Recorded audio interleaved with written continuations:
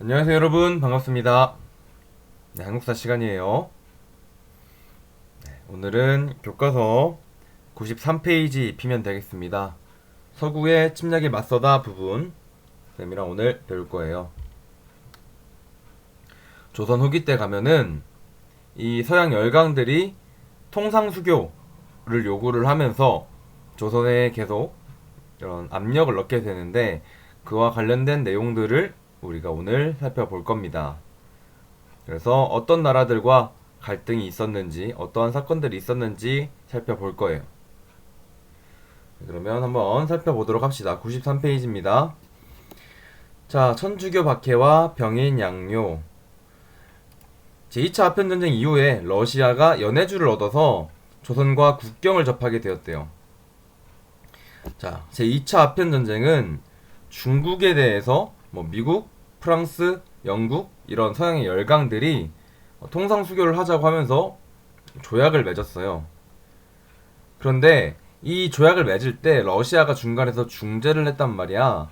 그러한 중재의 대가로 러시아는 연해주 지역을 얻게 됐습니다. 연해주.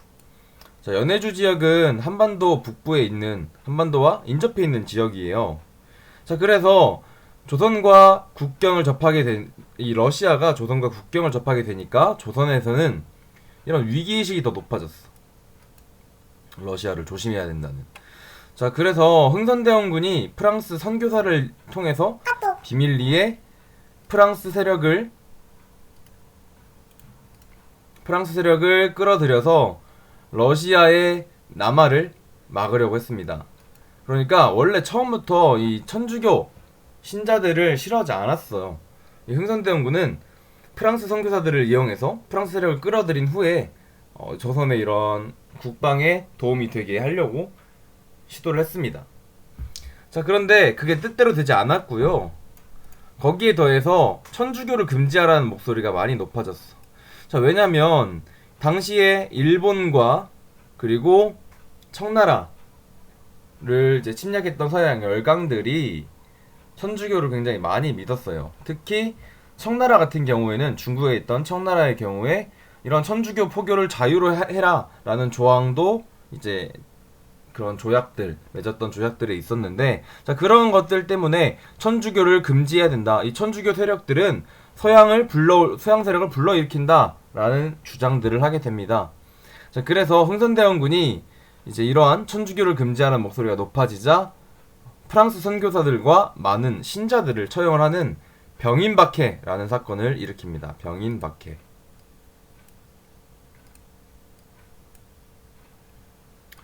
병인박해라는 사건을 일으켜요. 자, 이거는 병인년에 일어난 박해라는 뜻이에요. 병인박해. 자, 1866년에 병인년에 이러한 천주교 신자 그리고 선교사들을 처형하는 병인박해를 일으키게 됩니다. 자, 근데 이때 프랑스 선교사들이 죽었다 그랬어요. 그래서 이 프랑스는 이 병인박해를 구실로, 이걸 명분으로 삼아서 극동함대의 로즈 제독이라는 사람을 보내서 조선의 문호 개방을 요구를 하면서 강화도를 침략을 하기에 이릅니다. 그게 병인양요라는 사건이에요. 병인양요. 그러니까 병인박해를 구실로 그 뒤에 병인양요가 일어난 거죠. 똑같은 병인년에 일어난 사건들이지만 그 순서는 원인과 결과이기 때문에 조금 다릅니다. 그래서 이 조선의 문호 개방을 요구하면서 강화도를 공격해 왔는데 프랑스의 군대가, 자, 이때 프랑스군은 갑꽃진이라는 곳에 상륙한 뒤에요, 강화부를 점령하고 재물을 약탈했습니다. 자, 이렇게 프랑스 군들이 침략을 해오니까 조선에서도 가만히 있지 않았어요. 이 문수산성이라는 곳에서는 한성근 장군이 이끌었던 부대가 전투를 했고요. 삼랑성 혹은 정족산성이라고 해요. 선생님은 정족산성이라고 배웠었어요, 옛날에. 그래서 정족산성에서는 양원수 부대가 항전을 하게 됩니다. 자, 이렇게 조선 장군들이, 한성근 장군 그리고 양원수 장군이 이제 활약을 하고요. 이때 이런 조선군의 저항이 일어나자 이제 사상자가 생겼던 프랑스군은 강화도에서 물러나게 돼요. 자, 그런데 그냥 물러가면 되지. 이 프랑스 군들이 정말 못됐어. 다른 우리나라의 이러한 주요 시설을 파괴하고 문화재를 약탈해 갑니다. 그래서 강화도의 주요 시설들을 파괴하고 외교 장각에 보관하고 있던 의궤를 비롯한 각종 문화재를 약탈해 가요. 의궤는 굉장히 유명하죠. 프랑스에서 가져간 외교 장각 의궤라는 게 있는데 우리 오른쪽에 그림으로 잘 나와 있습니다. 의궤라는 책은 의식의 모범이 되는 책이라고 하는 책이에요. 그러니까 조선 국가에서 이제 행했던 뭐 의식이나 행사 이런 것들을 개최하고 진행시키고 마무리하는 과정, 이런 전 과정을 이렇게 보고서 형식으로 그림을 그려서 기록을 해놨던 게 의궤라는 책이에요. 그래서 세계 기록 유산에 등재가 되어 있고 굉장히 의미가 있는 문화유산입니다. 그런데 이러한 문화유산을 프랑스에서 가져갔고요. 아직도 이러한 소유가 지금 우리나라로 되어 있지 않아요. 그래서 이제 대표적으로 우리나라의 문화재, 약탈당한 문화재를 얘기를 하자면 이런 외교장각 의궤를 얘기하는데 아직도 문제가 해결되지 못했다. 이건 참 슬픈 내용인 것 같아요. 네, 각설하고 자 돌아와서 자 그래서 이런 병인 박해 이후에 병인 양요가 일어나서 실제로 우리나라의 영토를 쳐들어왔어. 자 그러니까 이 병인 양요를 계기로 흥선대원군은 통상 수교 거부 정책과 천주교 신자에 대한 박해를 강화하게 됩니다.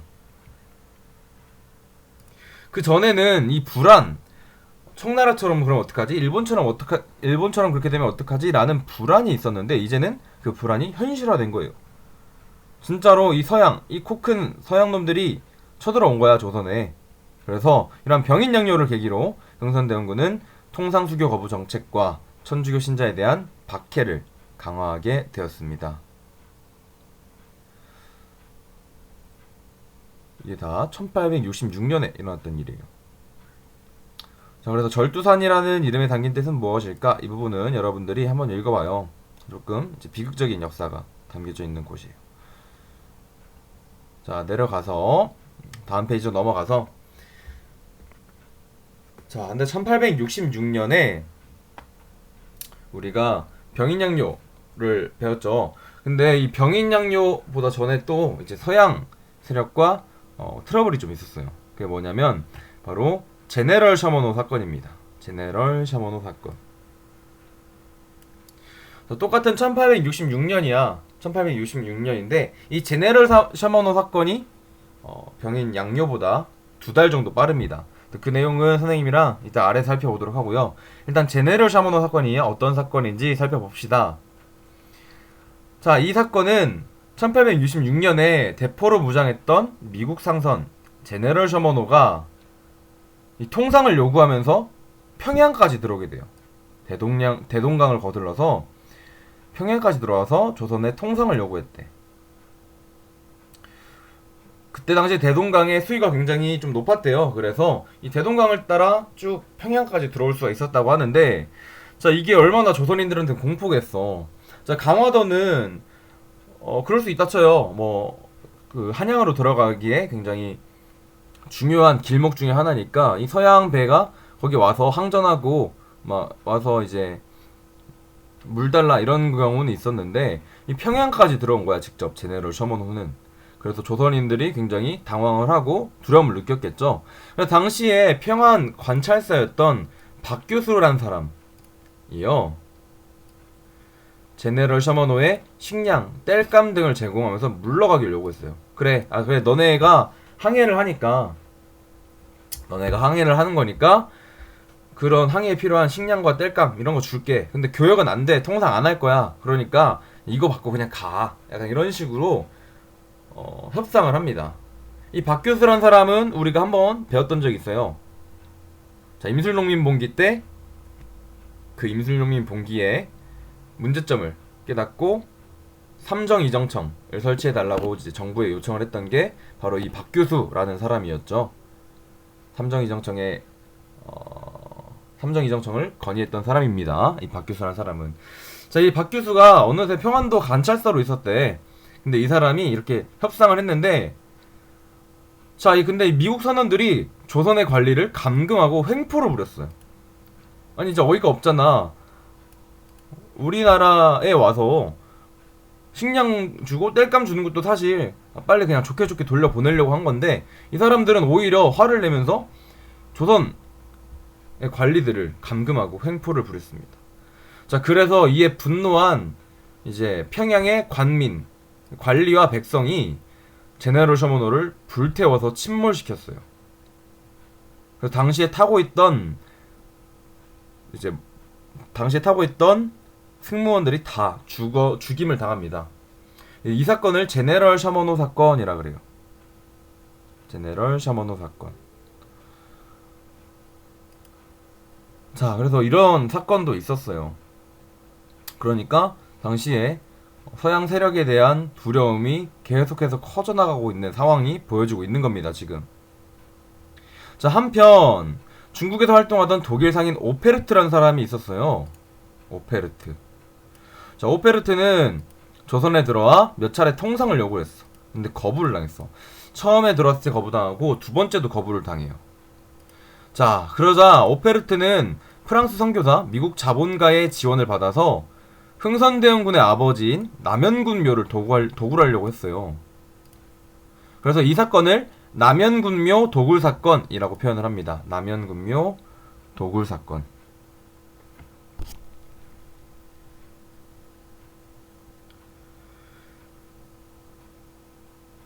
자, 그래서 이렇게 남연군묘를 도굴하려고 했어요. 근데 당시에 조선의 최고 집권자는 흥선대원군이었죠. 자, 조선의 최고 집권자인 흥선대원군의 아버지 무덤을 도굴을 하려고 한 거예요. 그럼 그 의도는 무엇이냐? 자, 이 조선인들은 성리학을 굉장히 믿고 효를 중요시하니까 이 그의 아버지의 묘를 도굴을 해서 그걸로 협상을 하면 되겠다라고 생각을 한 거예요. 자, 정말 나쁜 사람들이야, 그치? 이거는 패드립을 넘어서 그냥 패륜을 저지른 거예요. 패륜을 저지르려고 한 거야. 자, 그런데 당시에 그 주민들, 덕산군 주민들의 반항도 있었고요. 그리고 이 묘가 굉장히 잘 지어졌어, 튼튼했어. 그래서 도굴에 성공하지 못하고 도망갑니다. 근데 진짜 웃긴 게, 그러고 나서 도망가면서 또 한 번 더 교역을 하자고 해요. 교역을 하자고 하면서, 우리는 사실 대원군의 아버지 남연군의 묘를 도굴할 수 있었는데 안 한 거다. 우린 할 수 있었는데 안 했다. 우리는 이 정도의 능력을 가지고 있다. 이러면서 또 한 번 더 통상 요구를 합니다. 하지만 조선 입장에서는 진짜 씨알도 안 먹힐 소리죠. 그래서 이런 사건이 있으면서 서양 세력에 대한 반감과 경계심이 더욱더 높아지게 되는 사건이 일어나요. 선생님 같아도 엄청 화날 것 같아. 선생님 아버지 아니 선생님 조상의 묘를 파헤치고 그거를 이제 인질로 삼아서 교류를 하려고 했다는 거 아니야. 정말 파렴치한이 아닌가 생각은 해요. 그래서 이런 사건들이 있고, 이제 백성들 그리고 관리들, 이 조선 전체에서 서양 세력에 대한 반감과 경계심이 계속 높아지고 있었어요. 자, 그러던 중에 사건이 하나가 더 터집니다. 그 사건이 바로 신미양요예요. 신미양요라는 사건이 터지게 되는데,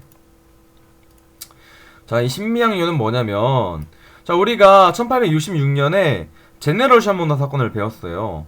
이 제네럴 셔머노 사건을 명분, 구실로 삼고 미군이 쳐들어왔던 게 바로 신미양요입니다. 신미양요. 자, 그래서 미국은 이런 제네럴 셔머노 사건을 구실로요 쳐들어오게 되었고, 이때 당시에 로저스 제독이 이끌었던 미국의 함대가 강화도의 초지진, 덕진진을 점령하고 광성보를 공격하기에 이릅니다. 그래서 당시에 광성보에서는 어제연이라고 불리는 장군이 항전을 해요. 끝까지 항전을 해요. 하지만 결국 광성보가 함락이 되죠.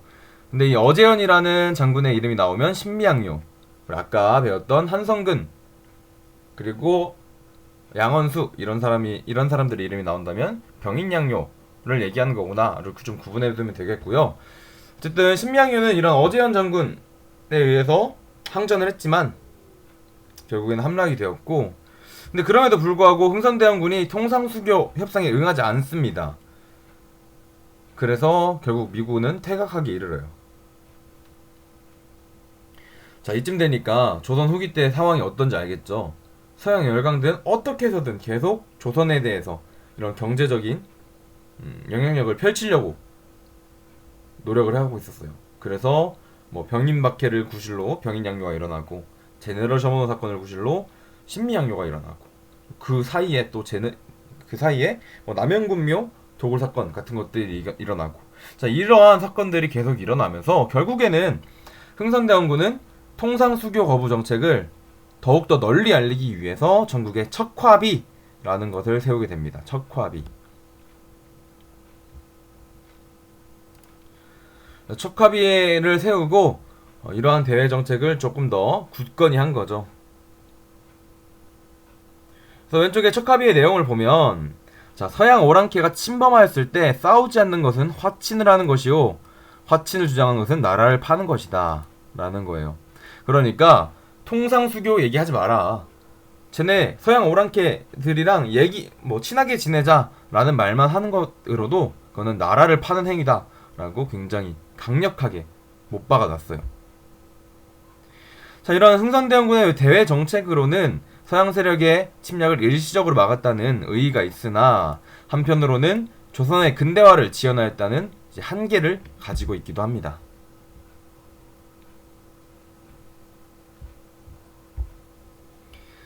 자, 그래서 우리가 아래에 이제 도표로 배웠던 내용들이 시간 순서대로 나와 있어요. 자, 일단 첫 번째로 제너럴 셔먼호 사건이 있네요. 여기 앞에 뭐 더 넣자면 병인 박해도 있습니다. 병인 박해 다음에 여기 앞에는 병인 박해가 있어요. 병인 박해가 다음에 그 후에 제네럴 셔먼호 사건, 병인 양요, 오페르트 도굴 실패, 그리고 신미양요, 이렇게 사건들이 일어납니다.